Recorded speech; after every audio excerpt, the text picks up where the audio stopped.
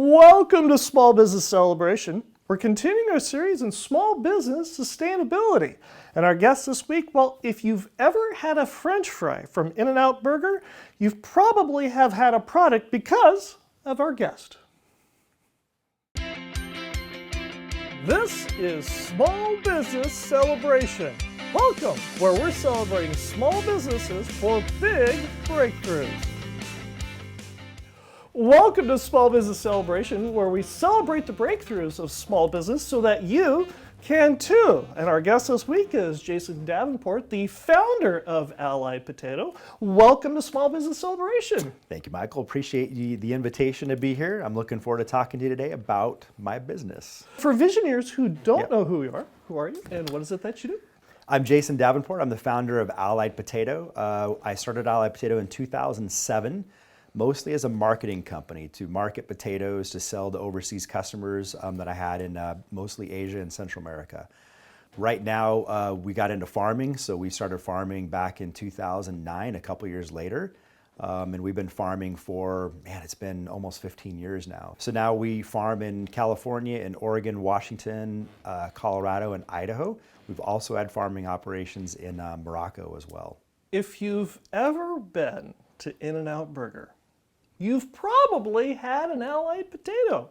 Yep, that's right. Yep. You mentioned that you started out as a marketing company. Yes. That got into the potato business.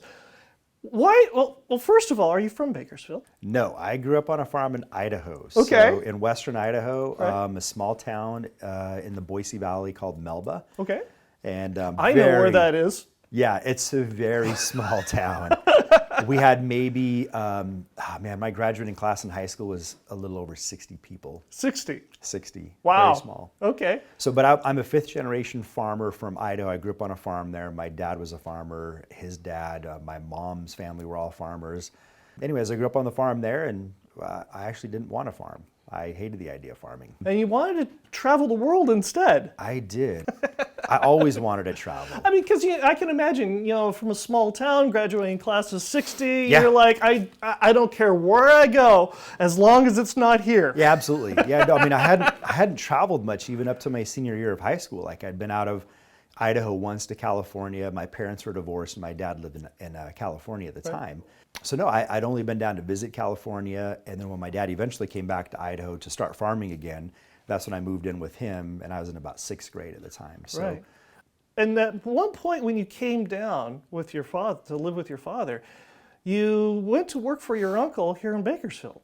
Yeah, so I was working on the farm for my dad in Idaho. I graduated in mid-May from high school, and my uncle had contacted us and said, "Hey, do you want to come down to Bakersfield and harvest potatoes for us?" He just set up an operation here. He was a Washington farmer, Right. and so I spent a couple months in Bakersfield harvesting potatoes, starting my days at 5 in the morning. Living out of a hotel. Working until like 6, 7 o'clock at night, hardly having time for dinner. Welcome to the world of farming. That's right. Yeah, I mean, I was used to Idaho farming, but California farming, when you're in this heat wave window of needing to get the potatoes out before it gets too hot, Right. was pretty crazy. I mean, we literally watched potatoes melt in the ground because it got so hot here. And I'd Wow. never seen that in Idaho before. I was like, what is happening to these potatoes? Sure. It's a different environment when you're farming here, but it was an eye opener. Like my first time living in a place like California, anywhere down here, so Bakersfield was new to me. It was all foreign. It was super hot. I finished my couple months of working here, and it was a lot of work, working long days, and then I drive all the way back to Idaho. I get home at like 2 in the morning. I literally go into my parents' room, and I slam the door open. I'm like, I'm home. And I'm never going to do this again. I'm never going back to Bakersfield. It is the armpit of the world. That's what I thought from Idaho. I was like, Sure, right. It is terrible. And I come back to Idaho, planning to go to University of Idaho. Was never really going to get an ag degree. Right. I was planning to just go into finance or something like that. Sure. My dad told me growing up in the 90s, he's like, if there's anything I can instill in your mind, never be a farmer. And yet, Yeah. you started a marketing company. Right. Yeah. So, and the funny thing about that is just to make sure that I didn't get into farming, he sold the farm while I was in college so that I wouldn't have anything to come back to. Nice. So Nice. he's like, I'm out. You're done. You're not coming back. What on earth possessed you to start your own business? Yeah, that was not in the plan, actually. Okay. It was never my plan immediately to start my own business. I just had a lot of motivation. Right. And somehow, because of just my upbringing, growing up on a farm, I had a lot of discipline instilled in me for some reason. And to me, life has two really important things that happen at some point in your life. You get motivated, and then you use that motivation. Motivation only lasts for a short amount of time, but discipline is what carries you forward. Right. And for me, I was always known as a very disciplined person.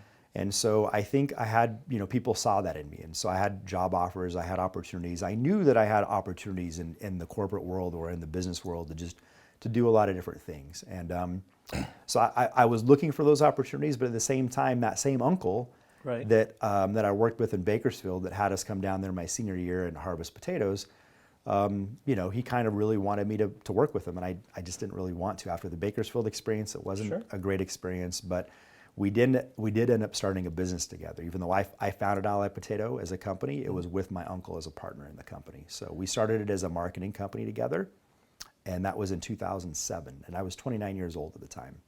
First of all, for Allied Potato, who is your principal customer? So in the beginning, it started off as customers in other countries. So we were a marketing company, we're an international marketing company, and we were buying potatoes from growers in the US, Right. and we were marketing them and selling them to customers in Asia, particularly in Central America. And They were making potato chips out of the potatoes. So they were customers like PepsiCo Foods, Okay. Frito-Lay International, Calbee Foods in Japan. Right. Multiple customers around the world that just manufacture potato chips. In their countries, they may have 6 months of supply of potatoes. The other 6 months they have to import potatoes due to monsoons or rainy season. Sure. So they just didn't have year-round access to potatoes. They would use the U.S. to supplement their needs to keep their plant functioning. And these same customers may or may not have any idea of what it is you're selling. Right. They don't. So your website to this day has something that I think is absolutely ingenious. And for those of us who are not in the farming business, it's incredibly helpful. We put the exact picture of the potato or the onion or whatever it is that we're selling right on the website so they can see very clearly, because there's multiple different types of potatoes. Right. And there's, How many varieties of potatoes are there? there's thousands of varieties of potatoes. Right, And so- there's different purposes. There's Right. different segments and categories of the potato industry. There's, So if I'm going through and I'm needing to buy several tons of potatoes, Right. and I know nothing about potatoes, I need to know what it is I'm buying. Right, right. And we want to be really clear to our customers, particularly when they're in other countries and they're educated in a way where they don't come from a farm. They came from a university system, they're working for a corporate business, and they're buyers. They have no idea what they're buying. So Right. we really wanted to make this as simple as possible. Here are the basic pictures of not only what the raw potato looks like, but here's what the fried potato looks like. Sure. This is what it's going to look like when you receive it. This is what it's going to look like when you fry it. And that really helps them get and cut through the conversation to where you're not talking about a russet potato or a red or a yellow or a white. Right. Not only that, but other countries like that we were competing with in Europe and India and other countries like that, they have different types of potatoes that don't look like ours, but they have the same functionality. Right. So that gives them a different look to say, hey, this is exactly what our potato is going to look like, and this is exactly how it's going to fry. It's going to do the same thing for you that you're getting from other countries. It just may look different Right. on the outside.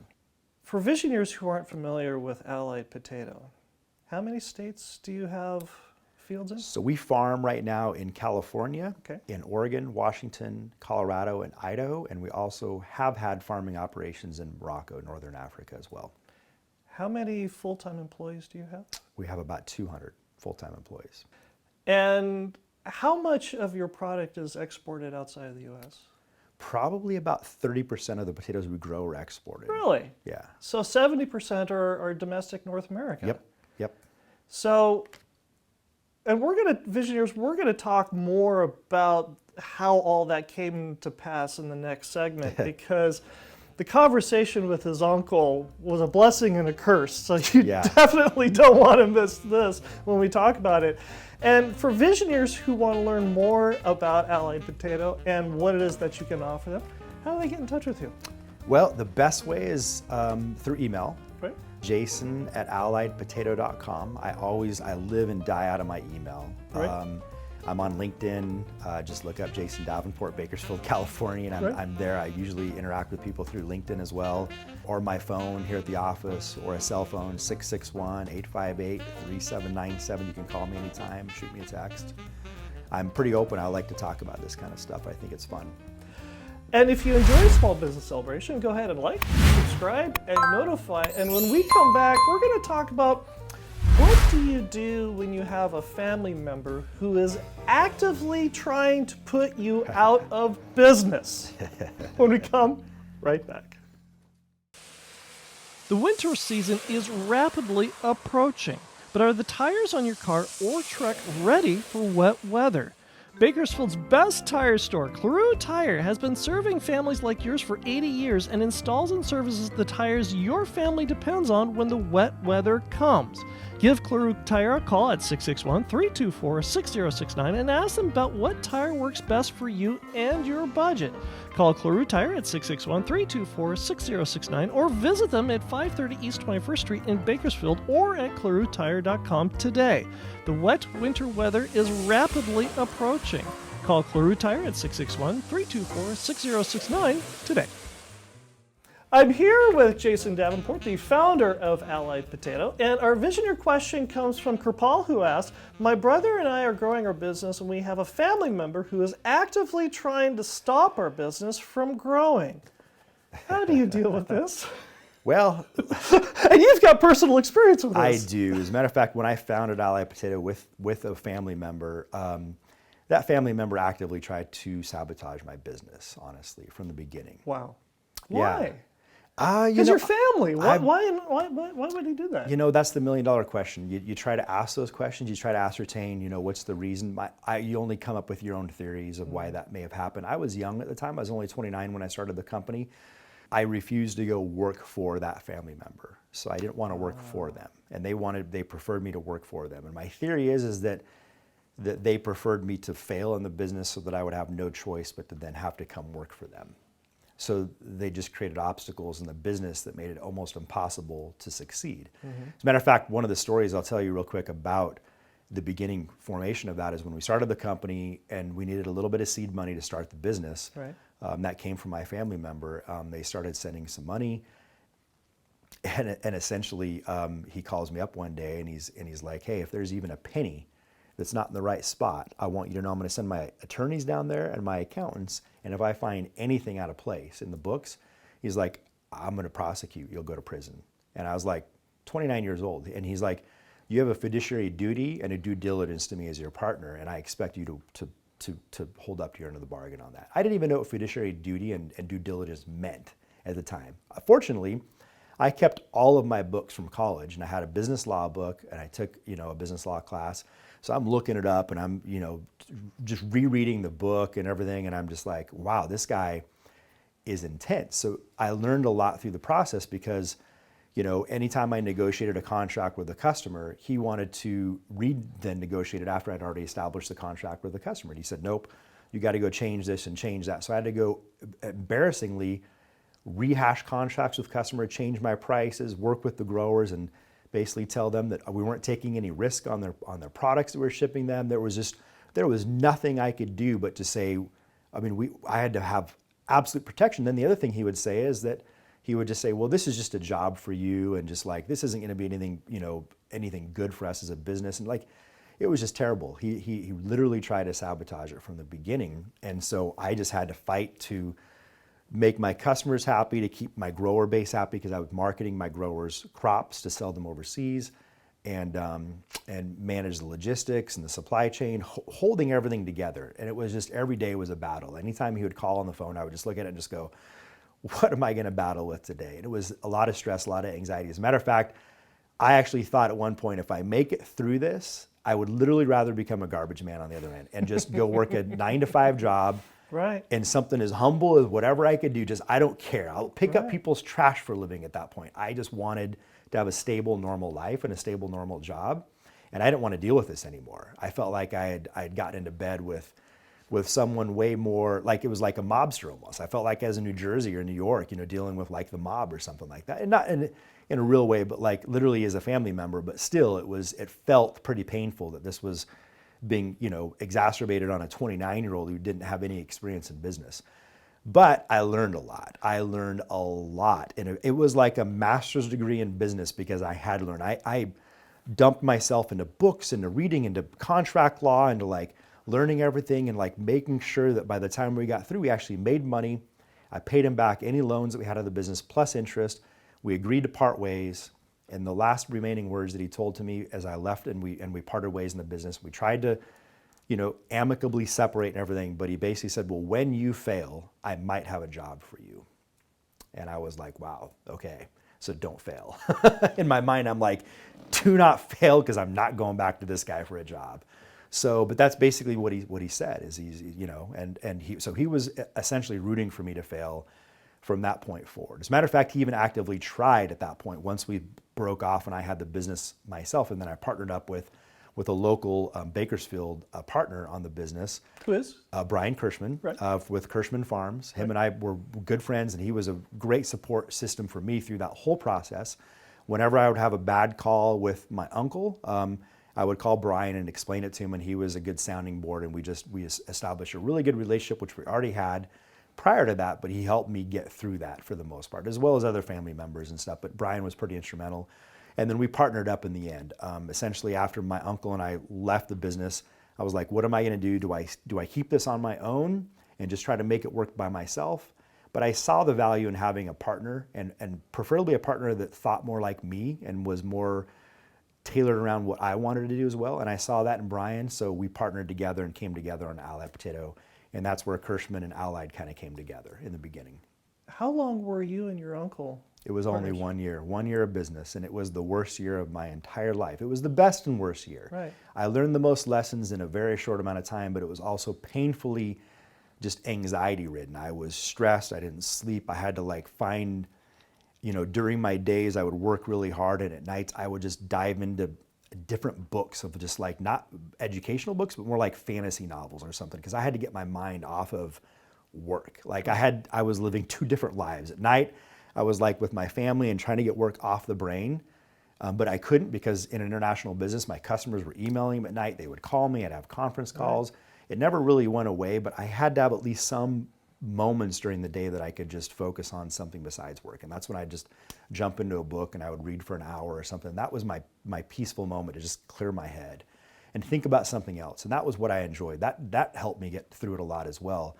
But just the challenge of having someone like that, looking back on it, honestly, I'm glad it happened. I'm really glad it happened. I mean, I don't think I'd be who I am now or capable of what I'm capable of in business now without that struggle. And I've learned to embrace struggle since then. The thing about hardship and lessons is that once you've made it through something like that, and even as hard as it is, it helped me bring my customers and I got closer through the experience. My grower base and my eventual partner, Brian, and I got closer through the experience, and we then saw more clarity at the other side of that, more of a vision of what we want to do with the business and how we really want to form it. We were free of the baggage of a difficult partner at that point. Now we could do what we wanted to do. And it was not easy, but I mean, honestly, I don't know that I would go back and change a single thing about the way it happened. The fact that we got through it okay and we were successful is helpful, but it's those valuable lessons of like knowing the competition is going to be that difficult. Like, thinking about competitors in a different way, thinking about customers in a different way, thinking about, your own employees and your own partnerships in a different way. Not suspiciously, but more strategically. You've got to think about every relationship strategically. Right. So, and I'm a very analytical person anyway. So he kind of heightened my senses in a way where all of a sudden I was somewhat analytical and somewhat strategic to where now I'm ultra strategic and ultra analytical about everything, almost to a detriment. But in a way, I mean, I'm also very fortunate that I'm decisive. So taking analytical capabilities and strategic capabilities and combining them with decisiveness and just going, you can run through scenarios in your mind really fast and go, okay, this is the avenue I want to go in and I'm just going to go in this direction. You can make that really quick. What's Christmas like now with him? Oh, so the family used to be very close. But once we kind of had this little disagreement or this challenge as a family, our whole family, my mom is his older sister. And so it's been, they stay close, but like we haven't gotten together as much at all as a family where we used to quite a bit. And you know, it's one of those things too where you kind of decide in the beginning, hey, if we're going to partner as a family, blood is thicker than water. We're always going to come out the other end. And we're going to be friends no matter what. We're going to be family. We're going to hold together, and that just goes away in a heartbeat. I mean, I did everything I could in my mind, obviously, to keep that family relationship and that dynamic together. But you know, I think that there were other issues that came up with that side of the family that they just wouldn't see that they wanted to do that, and I don't know why, honestly. I mean, there's so much to psychoanalyze about what happened and why someone takes a stance the way they do when you end a partnership or a relationship. Right. But it's just like, at that point I was like, I'm not going to work that hard to care that much anymore. If they want to have a relationship, great. But if they don't, hey, you know, more power to them to just live their life. Do you credit the growth of Allied Potato and the significant size that Allied Potato is now? Is that because of your uncle and saying, I'll show him? Or is this more of I'll show me? You know, I think it's a little bit of both. You know, I think it's natural to obviously get at least some kind of chip on your shoulder at some point. Right. For a variety of reasons. I mean, whether it be my dad selling the farm while I was in college. Well, I'll show him I can go farm, or I can go do something, and right. You know, or it's my uncle and, you know, and him. Every time I saw him after we left our partnership, the one thing he would tell me is that, you know, I'm working to put you out of business. He's like, literally, I am trying to actively take your contracts from you and work you out of a job. And I just looked at him, and I learned his game at that point. I just kind of would laugh, and I'd go, well, you know, I really prefer California. And I'd see him up in Washington where we were farming up there as well. And I'd say, if you actually were successful in taking, you know, our business in Washington and removing that from me, I don't have to travel up here as much, and I would prefer to stay in California. So I would just kind of joke with him and just be like, you know, I'm cool with not traveling up here. I'm okay with that. And I know it was a little bit facetious, but he would just kind of look at me funny because he didn't know how to take jokes like that. Right. And he would just like be like, why would you say that? And he wouldn't even comment, but you know, that's just the way we left it. And it was just kind of funny. But I mean, I just kind of played into it at that point. I just didn't care. I was like, whatever. If he wants to be a jerk, go ahead and be a jerk. You know, that's fine. I'm not going to fall into it though.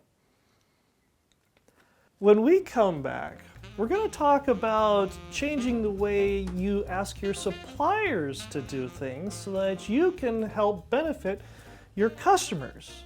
When we come, right back.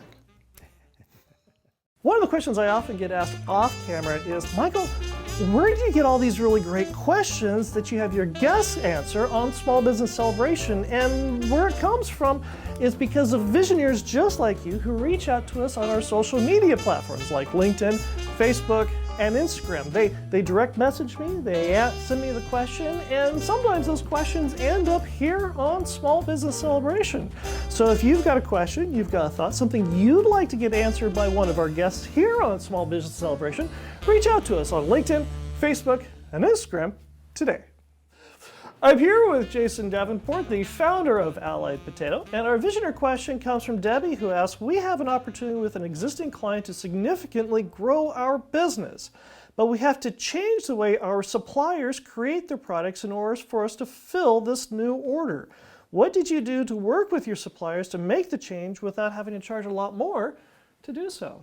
Well, this is a two-part answer. Okay. One of the things we've done with our suppliers as a marketing company, that's kind of why I became a farmer. So my suppliers were farms. Mm-hmm.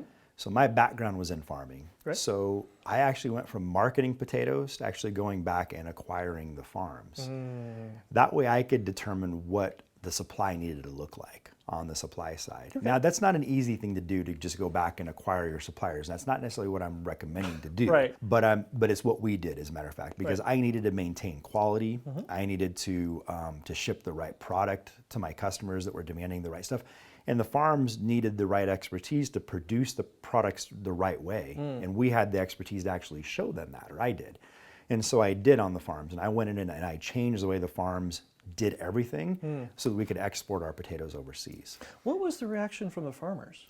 it was a lot of pushback. Okay. It was a lot. can They did imagine, not yeah. want to do it. We've because- been doing this for 3 generations. Exactly. Right, That's right. exactly what you fight. You fight. Everyone says this is the way we've been doing it. There's no reason to change why. And I'm like, well, first off, it's a niche. Right. Anytime you have an opportunity to establish a niche, it starts out small and it grows into a stable, normal business. Right. And the opportunity there is that when your competition isn't doing that and you're offering it, then you then have the opportunity to grow and be a couple years ahead of your competition. And that's Right. where we've established ourselves, is being ahead of our competition in the sense that we've been doing it longer. We've learned the lessons. We've adapted to those niche requirements, and we've adapted our supply side to make sure that we can meet those demands of our customers. Now, it's not every demand. In the middle of doing that, you also have to be able to find things that take away from your efficiency and your optimization in your business to say no to certain things. We have customers we've had to actually do less for. There's some customers and some businesses that we've actually said they don't quite fit our model and we don't really want to turn away business. Right. But at the same time, when you're on a pretty steep growth curve, in order to either keep growing or to optimize your business and to find efficiencies, you have to be able to, not necessarily, I don't like to tell customers no. Essentially what I do is I just price them out. Right. So I don't tell anyone no. I'm just Right. like, you just slowly raise your price enough for certain customers that they're just like, they can no longer afford your product. Right. And if they do still want your product and they're willing to pay for it at a high price, then it's a win. Sure, It's like, right. You know, they're just Right. going to pay you more, and you're like, well, I'm trying to get rid of them, but I keep raising my price. You know, and it's not like you're doing that on purpose. It's just part of business. Sometimes there's certain small customers that you have that may only take a small amount. It's more. We used to like to say the thing that, you know, if a customer is 10% of our business, but they require 90% of our time, then that's something we got to fix. Right. That's Sure. a problem Right. in our business. Have you gone and visited your customers in every overseas? year. Yeah, every year I go, except during this COVID period. Sure. I haven't been to some of my customers since 2019 Right. well, it's been 2019. Some of them I've seen since then, but most of them it's been a few years. I need to get there like this year. Right. One of the things I've mentioned on more than one occasion, both on and off camera, is that every person who's an American needs to leave the United States yeah. at some point and go visit another country. And how has that experience of you visiting, both for fun Yeah. and for business, how has that impacted it and changed the way that you do business? Well, I love other cultures, and I love doing business in other countries. Like Okay. being from Idaho. Right, sure. Graduating class of 60.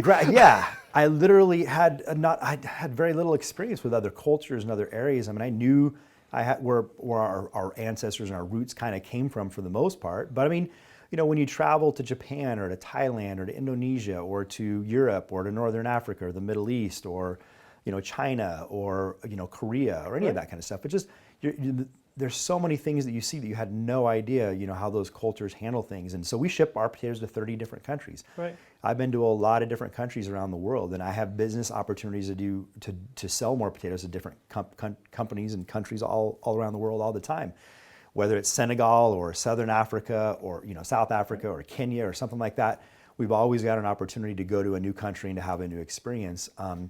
You know, and I appreciate that a lot because it's once you get to know people in those cultures, you get to know their background, their histories, their stories, you know, what makes them tick, what makes them motivated, you know, what makes them successful in business, what are their restrictions to business and to opportunity. Right. And you start to really see, you know, in a way, how good you have it.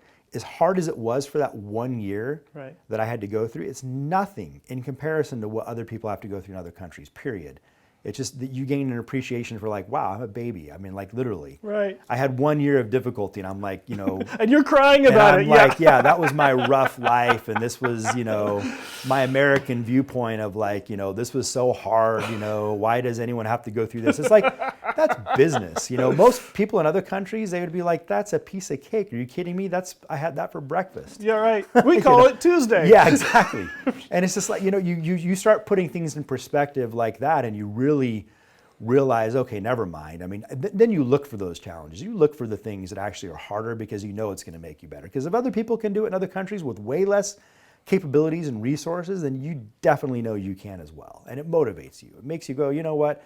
I can do more. Anytime you think you can do less, no, you can do a lot more, way more. When I walked in for this interview this morning, I walked into Jason's office and I saw something that made me chuckle. First of all, go ahead and pull this out and Sure. show Visioneer Nation what this is. You've seen oftentimes a business owner who's taken a $1 bill and they framed it and they've put it up on their wall as the first dollar that they have earned. This $20 bill has been cut up into multiple pieces and framed. Yeah. Okay, there's got to be a story behind this. You got to tell me about this. Yeah, a lot of people ask about that framed, crazy-looking puzzle put together $20 bill, and it all started at early on in the business when I partnered up with Brian Kirschman. We were having lunch out in Lamont, California, at one of my favorite Mexican restaurants out there. And we sit down at the table, and there's a bunch of us at the table, and a few people brought me a card or a gift or whatever, and we don't normally do that. And I was like, wasn't expecting it, but he pulls out a card and he gives me a card, and inside the card was this chopped up $20 bill. And he just starts laughing hysterically. And I'm just looking at this $20 bill like, what is going on? And he's just like, I just gave you this $20 bill because I know that you'll find a way to tape it back together and go use it in some way because you're so cheap. And I'm like, so at first I did. I taped it back together and I was like, okay, well, yeah, he's right. I probably would use it. And then I thought about it. I was like, no, I'm going to take the tape off. Never mind. Right. Why do what he said? I'm like, I'm going to put it in the frame and remind him and remind me that, yes, I am a little bit cheap. and he did give me a $20 bill, and I was tempted to spend it. If it was $1, yeah, I would have been like, okay, that's pretty funny. Right. But a $20 bill, no, I framed it because it just reminds me and reminds him to that point that you don't get where you're at in business sometimes with the mindset of a rowboat leaking with 1,000 tiny leaks or death by 1,000 tiny cuts. Right. I've always worked hard in my life to plug the holes or to fix the little cuts, make sure that you're not dying due to stupidity or due to just a lack of focus and attention to the minor things and the small details. Every $20 in the business, every $1,000 in the business, every $500 in the business is, if you can find ways to find that efficiency and that savings in some area, whether you pay that back to your employees and are able to give them a little bit more money or retain them better or offer a lower price product and make yourself more competitive. It's just the way a business needs to work. So you have to think about that from that perspective always. And I've never lost that train of thought. I always think about how do we find ways to optimize and create efficiency in our business and do it at the least cost for our customers, because that's ultimately why we're in business. And dadgummit, I'm not going to spend that $20. Nope, and it's I going will to be show here forever. him. And as soon as I framed it, that was the best part, is that he comes into my office and he's like, well, you framed your $20 bill? I'm like, I'm not going to forget that one. That was pretty funny. So, yeah. Well, Jason, this has been a real treat. Thank you for joining us here on Small Business Celebration. Yeah, thank you for having me. I appreciate it. I appreciate the questions. It's been awesome. So thank you all very much. And if Visioneers want to get in touch with you, how do they do that? Again, so if you want to get in touch with me, please either contact me by my cell phone, 661-858-3797, or by my email, jason@alliedpotato.com. No E in potato. And I'll be right back with my final thought. The winter season is rapidly approaching, but are the tires on your car or truck ready for wet weather? Bakersfield's best tire store, Cleroux Tire, has been serving families like yours for 80 years and installs and services the tires your family depends on when the wet weather comes.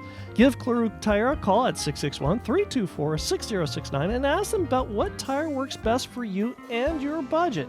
Call Cleroux Tire at 661-324-6069 or visit them at 530 East 21st Street in Bakersfield or at ClerouxTire.com today.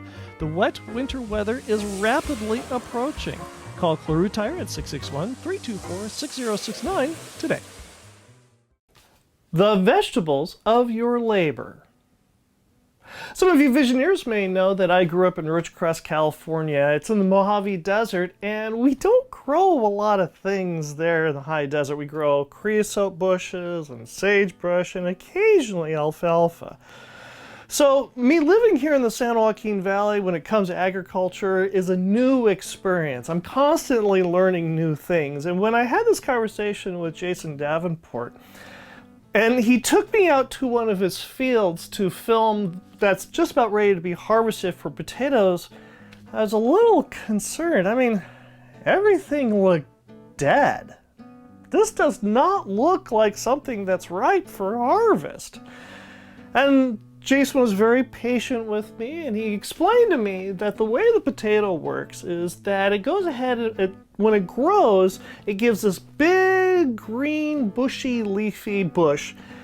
But when it gets to the point that it's ready to mature, to be ready to be harvested, the potato actually takes all the nutrients from the flowering green leafy part and takes it underground. And that's how the potato becomes the potato. So that it basically, it sacrifices everything above ground, everything that's seen, to give the heart, the juicy, yummy goodness that we enjoy as a potato.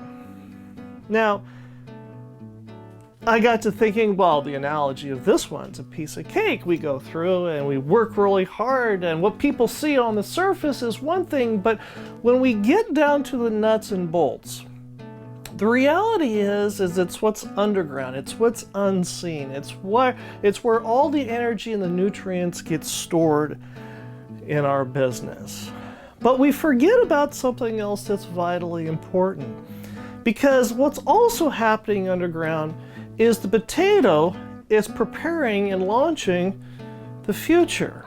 It's sending out all kinds of other roots to go ahead and start other potatoes to grow and leaf and grow seeds, and so that it can go ahead and become fruit of its own labors, or as I should say, the vegetable of its labor.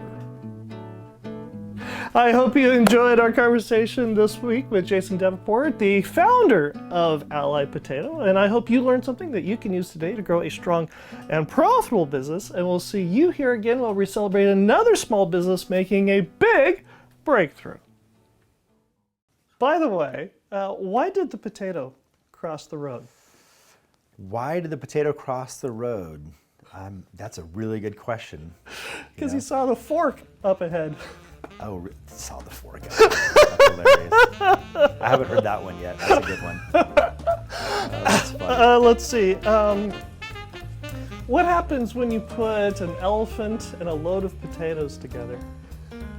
Mashed potato? Yes! You got it right! Congratulations! Yeah, it's a good one. You know, you feel free to go ahead and post these all over your walls, tell your kids, make them groan. Yeah, nothing like a good dad. Centered around potatoes. There you go. We know our audience. Yeah. That's funny. Shall we? Yeah, sure. Okay. We can start. Sure. Yeah. Okay, welcome to Small Business Celebration, where we're celebrating